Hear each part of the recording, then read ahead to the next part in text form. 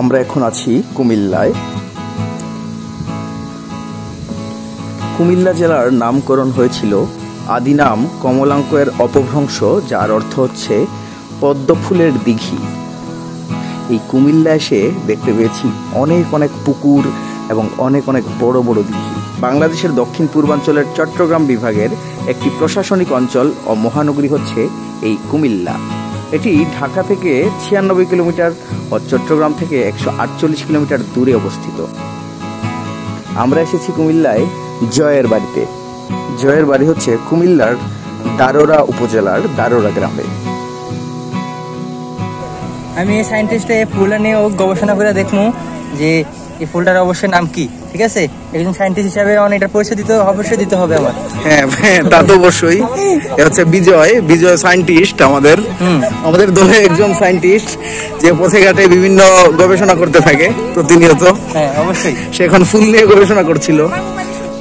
কুমিল্লায় আগে আমরা কখনো আসিনি, তো আমরা ভেবেছিলাম যে কুমিল্লায় যাব। তো অনেক দিনের প্ল্যান। তো আমরা দলবল নিয়ে স্নিগ্ধা, আমি, অপূর্ব, মেজদি, তারপর রাখি, আমরা কয়েকজন মিলে আমরা কুমিল্লা এসেছি এবং এই কুমিল্লায় চমৎকার 4টি দিন আমরা কাটিয়েছি। এইসব স্মৃতি নিয়েই আজকের এই ভ্লগ ভিডিওটি। একটা চমৎকার সময় আমরা এই কুমিল্লায় কাটালাম।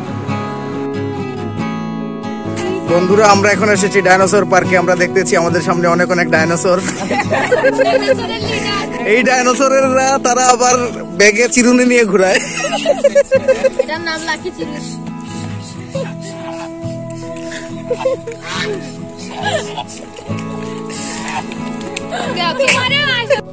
দুঃখটাকে দিলাম ছুটি, আসবে না ফিরে।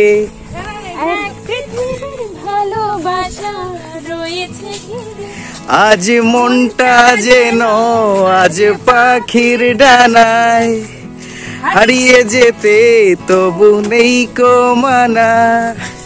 চুপি চুপি চুপি স্বপ্নটাকে হাত বাড়িয়ে, মন চায় যেখানে চোখ যায় সেখানে যাব হারিয়ে। দুঃখটাকে দিলাম ছুটি, আসবে না ফিরে। এক পৃথিবী ভালোবাসা রয়েছে ঘিরে। আজ মনটা যেন আজ পাখির ডানা, হারিয়ে যেতে তাই নেই কো মানা। চুপি চুপি চুপি স্বপ্নটাকে হাত বাড়িয়ে, মন চায় যেখানে চোখ যায় সেখানে যাব হারিয়ে। কুমিল্লা জায়গাটা যতটা সুন্দর, তার চেয়েও সুন্দর আমার কাছে মনে হয় বিভিন্ন জায়গার নামগুলো, যেমন দেবিদ্বার, কংসনগর, তারপর ভিংলাবাড়ি, পান্নার পুল, মুরাদনগর। অসাধারণ নাম। আমরা কিন্তু কুমিল্লার তিতাস নদীতেও নৌকা চলছি, সেই ভিডিওটি সামনের ভিডিওতে আসবে। এবং কুমিল্লার চমৎকার একটা নদীর নাম হচ্ছে গোমতী।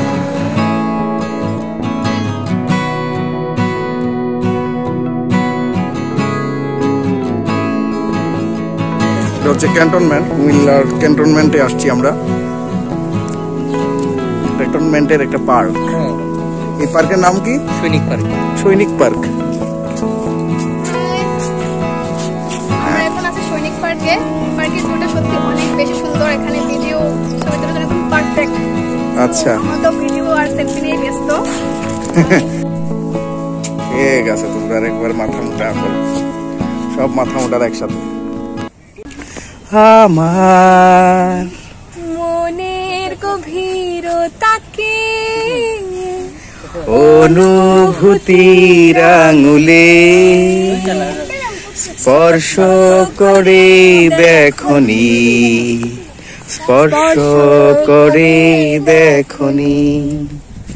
তখন আবার মন জাগে কোনো অচেনা সংরাগে। তখন আবার মন জাগে কোনো অচেনা যেন তুলো সেজে আকাশ পথে দিতে হবে পারি। তুমি আঁচল পেতে রাখো না, আমি আসছি চলে। তুমি চোখ বুঝো না, বুঝো না, আমি এলাম বলে। এখনো সময় অনেক বাকি।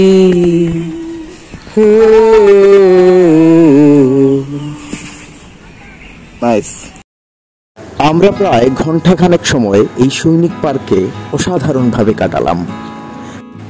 গান, গল্প এবং প্রচন্ড আড্ডা দিতে দিতে হঠাৎ করেই বৃষ্টি নামলো। এই বৃষ্টির অনেক অনেক দরকার ছিল।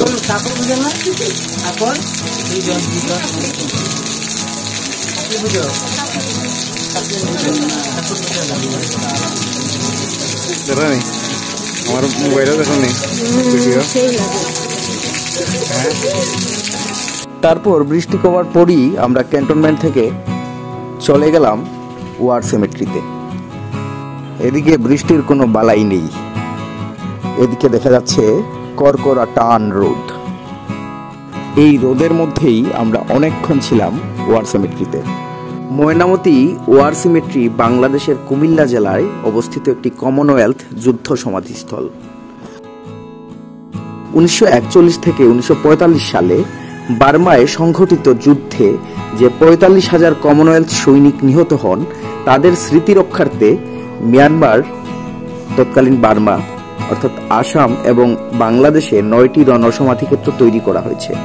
বাংলাদেশের 2টি কমনওয়েলথ রণসমাধিক্ষেত্র আছে, যার অপরটি চট্টগ্রামে অবস্থিত। প্রতি বছর প্রচুর দর্শনার্থী যুদ্ধে নিহত সৈন্যদের প্রতি সম্মান জানাতে সকল রণসমাধিক্ষেত্রে আসেন।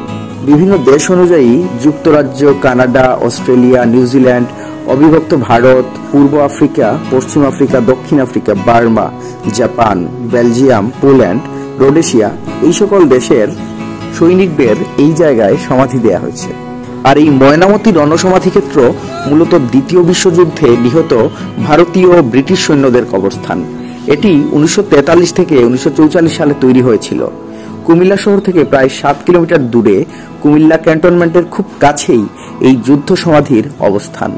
এই সমাধিক্ষেত্রটি কমনওয়েলথ ওয়ার গ্রেভস কমিশন কর্তৃক প্রতিষ্ঠিত হয়েছিল ও তারাই এই সমাধিক্ষেত্র পরিচালনা করেন।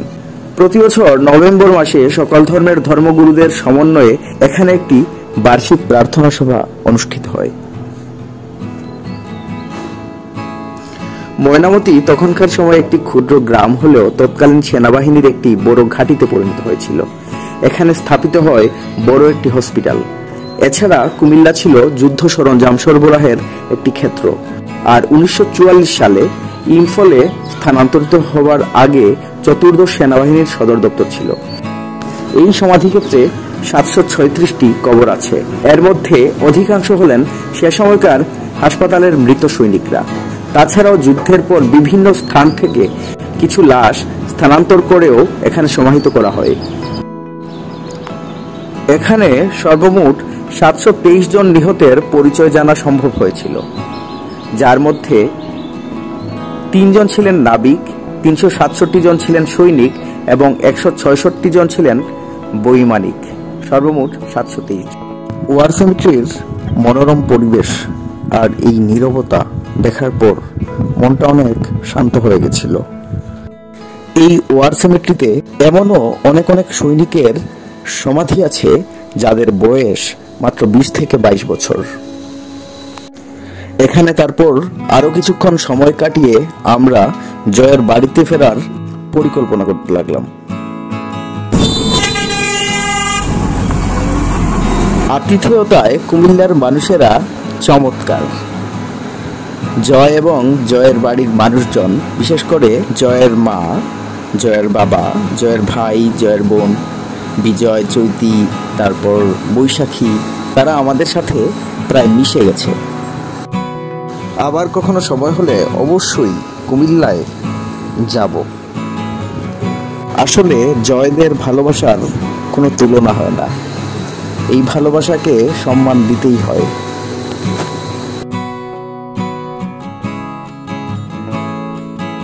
এই ছিল আজকের কুমিল্লা ব্লগ। শীঘ্রই আসছি নতুন ভিডিও নিয়ে, ততক্ষণে সবাই ভালো থেকো। আর আমার এই চ্যানেলটিকে তোমরা সাবস্ক্রাইব করে নাও। কমেন্টে জানিও তোমাদের এই জায়গাগুলো কেমন লাগলো আর এই ব্লগটি কেমন লাগলো।